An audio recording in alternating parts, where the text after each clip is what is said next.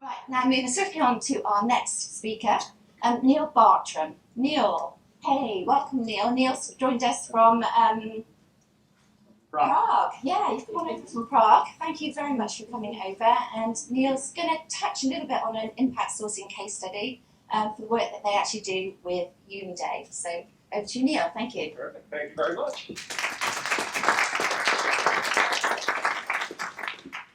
All right. Well, first of all, I want to say I'm very happy to be here. And David, that was an awesome introduction. I definitely have a lot more questions as Carrie mentioned. So what I'm here to talk about today is how remote work can really deliver us a lot of the ESG that we're looking for in the BPO space, right? As David mentioned, there is going to be a shortage of skilled workers, right? How big that gap is or how small that gap is, right, is the only thing that people are debating. There is a bit of a gap in skilled workers, right? So how do we take advantage of ESG to close that gap, right? And I guess what I plan to talk about today is the fact that remote work is the answer, right? When we look at remote work, right, we, as David very well mentioned, we're always stuck in this little triangle of the services we're delivering, the cost that we have to deliver, and the quality that we have to deliver, right? It's this ever-evolving triangle that has to get tighter and tighter and more, right? And what I love about this industry and what's kept me in this industry is the constant innovation that we have to deliver in order to stay on top. And for me, this is another opportunity for us to innovate in order to really stay on top and stay ahead, right? And newsflash that because we have to deliver all of this ESG commitments on top of this little squeezing cost triangle, right? No one's going to give us any money to do it, right? It's something where we have to deliver on these ESG commitments innovatively without getting anything else. And that is what keeps me in this industry because I love it as a constant challenge, right? And we've done that in the past with tech-fueled innovation, right? We've gone from different telephony systems to CRMs and now, AI and all the SaaS products that we use. And right now is an amazing opportunity for us to innovate differently. In the past, when we were innovating, we were always innovating to reduce costs for us, right? We were innovating to reduce costs for our clients, squeeze some margin out of it, get those advantages. This is an opportunity for us to capitalize on this exact movement and actually improve the quality and innovate for the workers in our industry, right? We have seen, and when I say remote, I don't mean remote from the perspective of hybrid. I don't mean remote from the perspective of managed devices being mailed out or picked up. I mean remote as in truly remote. Anywhere on the earth, BYOD, with the security layers on top to enable that to happen, right? So when I say remote, that's what I'm talking about, right? It's anywhere in the world with those security layers. And when I look at it, what we really need to deliver, right, is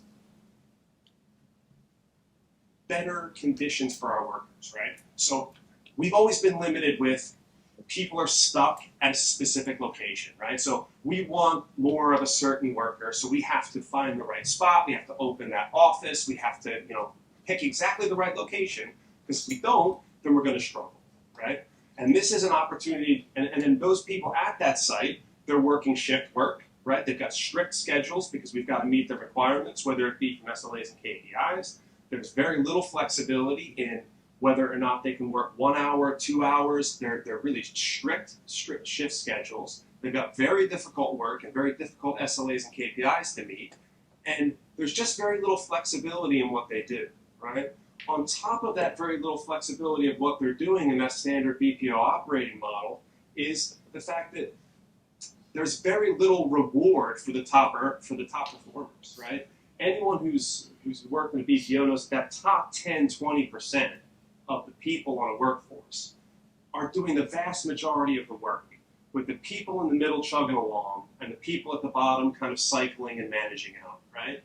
And there's very little pay difference between those people at the top that are really smashing it, right, and are really driving all the work, and the people at the bottom who are just cycling and repeating, right?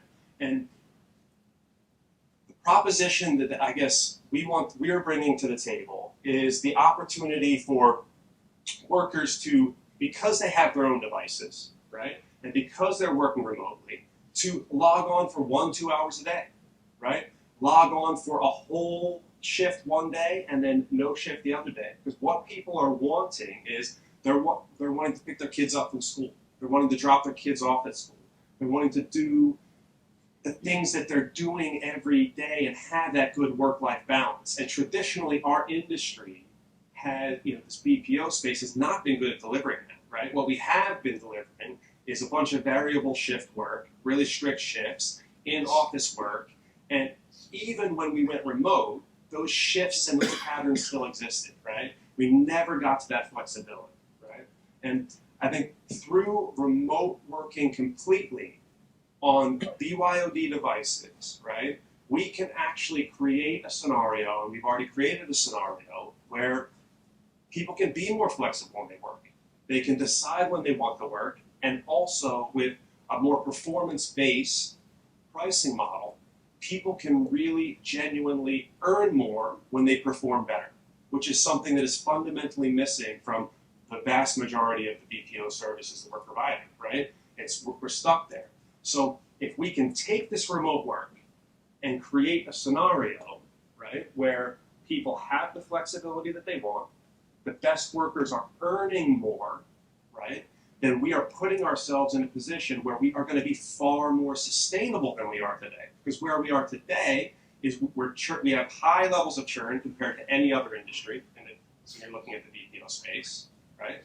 And we don't have very satisfied workers. Now, if we want the most skilled workers and we want to keep those people in our industry, we've got to make it more desirable to work for us. Really simple. If it's desirable to work for you and there's a low level of access, then we're going to get better workers, right? And people are going to be happy. So when I think of sustainability and when I think of what we can deliver in ESG, I think there's an opportunity here to deliver a better quality of life, right, and a better work-life balance for all the workers in that BPO industry by offering them that remote work and that flexibility that is associated, right?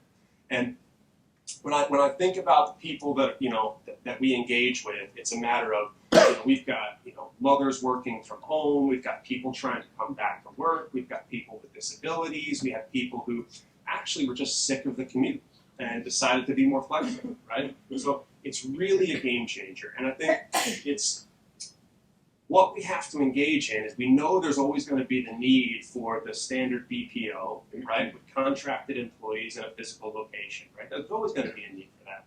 And what we need to augment that with and be better and more aggressive at augmenting that with is a gig workforce, right, to take some off the top, and a freelance workforce in the middle, right, that is engaging some good talent in a way where it gives us 3 layers of the pie, right?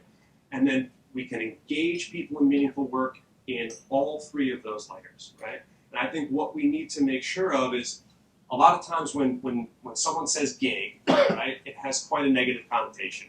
It does, right? I mean, I think a lot of times it's, all right, we're just pushing out some work and taking advantage of people for low cost, right? It doesn't have to be that way, right? We can engage people in a different way in that middle sector where people are freelance, right?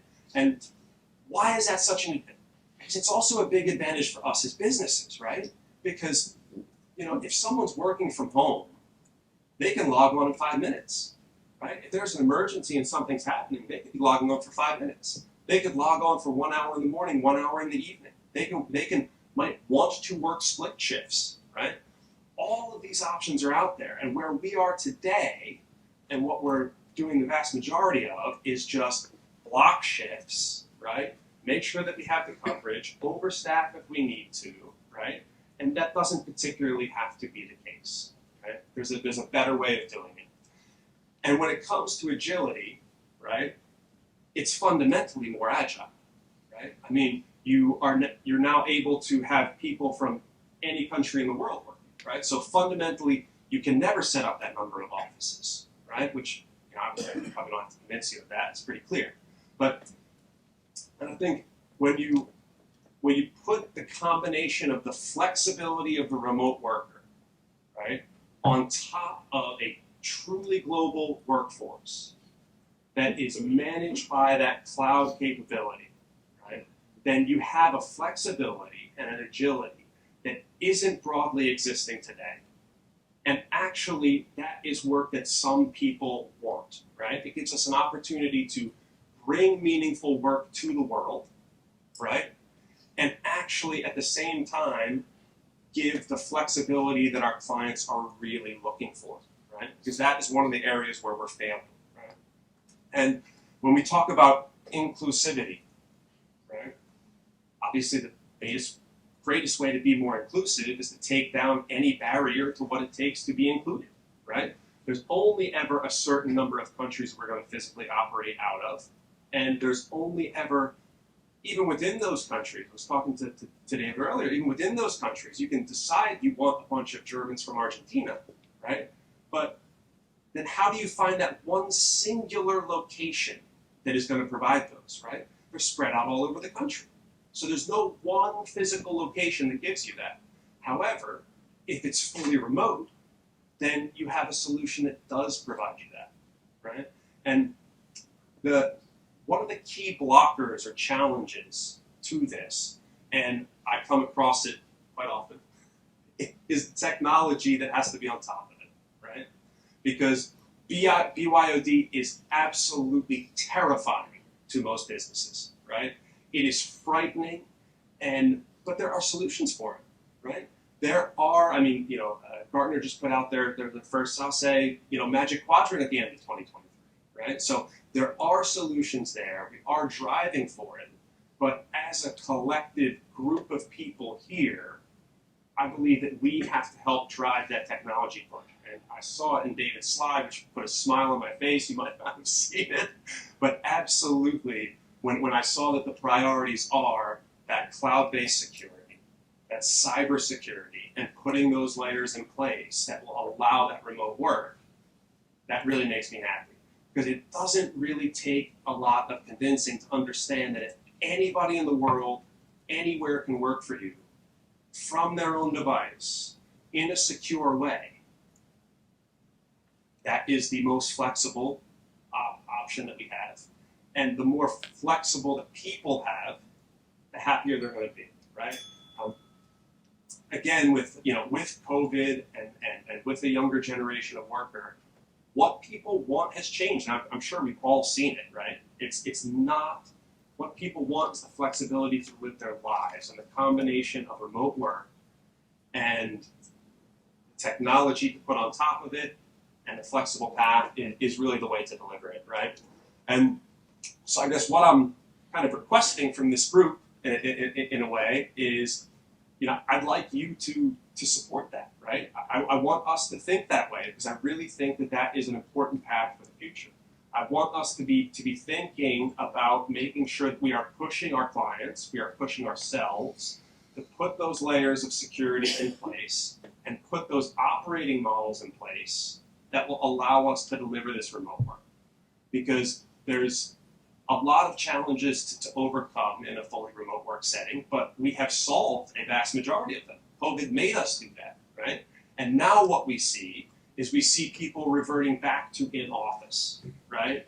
And if we can't come to some middle ground where we have all the layers of possibility to deliver for clients, we're going to be quite limited in what we're able to deliver.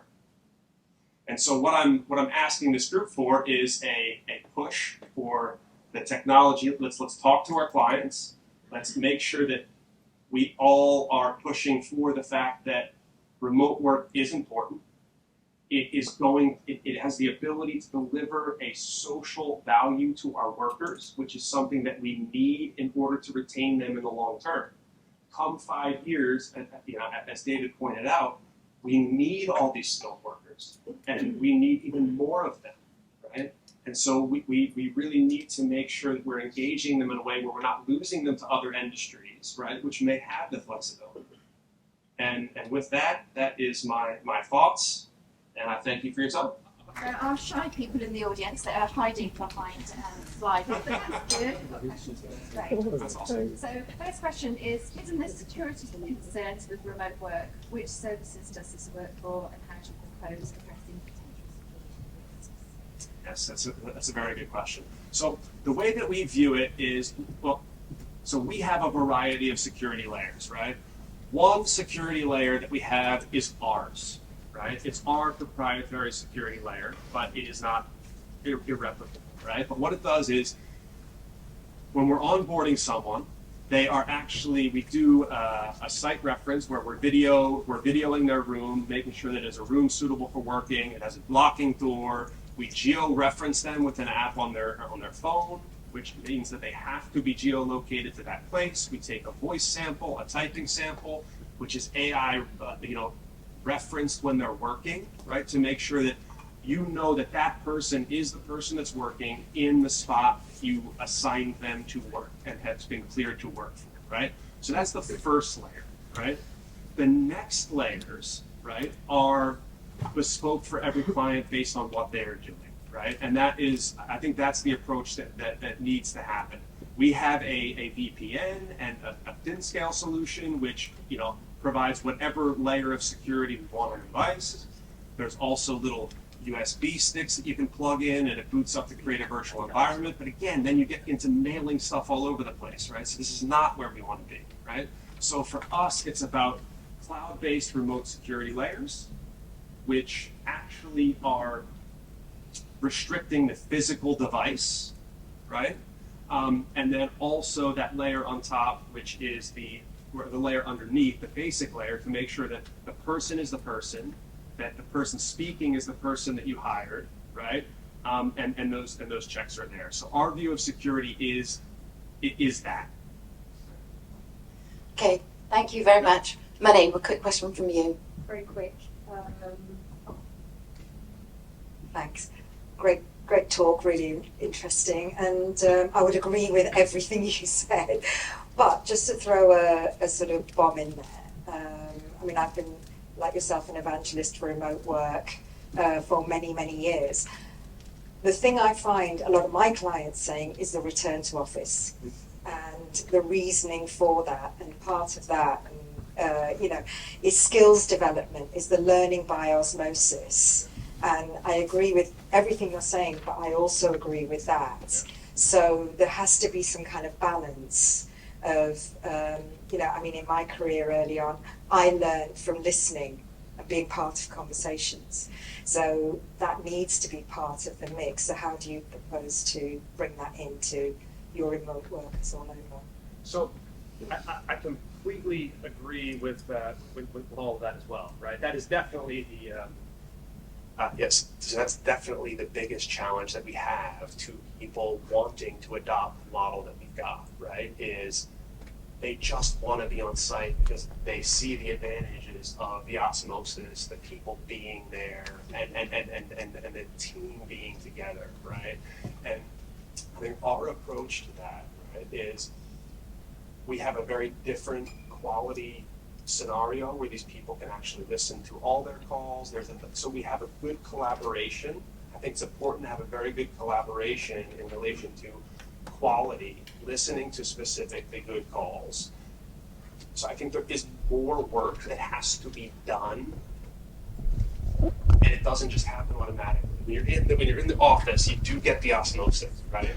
And in a remote setting, you actually have to work a little bit harder to deliver that same function. And I think that's just a fact that we have to say is going to exist. I don't think there's a really good way or convenient way to have any of that osmosis learning happening without incredibly annoying you with a bunch of background noise from your colleagues being pumped in the way it would be in a call center, right? I think it's a balancing of scales, right? I think there's things that we can do to train those people and get those people to be as good as possible, right? Whilst allowing them to have the work-life balance that suits them. And I think largely what we are seeing, and in a lot of cases, is just that we can get a higher caliber of worker if we give them that flexibility. Whereas If we don't, they will go to another industry where they can have more of that flexibility. So I think it's a balancing of scales between the quality of the person and adding extra effort in to deliver that training, which absolutely is fundamentally required, versus ending up with potentially a lower quality person with a better training scenario. And that person has less flexibility and all those things that we talked about, which is going to create churn anyway, right? And I think if you factor in the churn element, right, then you potentially get to a different conclusion as far as when you're balancing those scales. Sorry, maybe I should have too long an answer. No, that's great.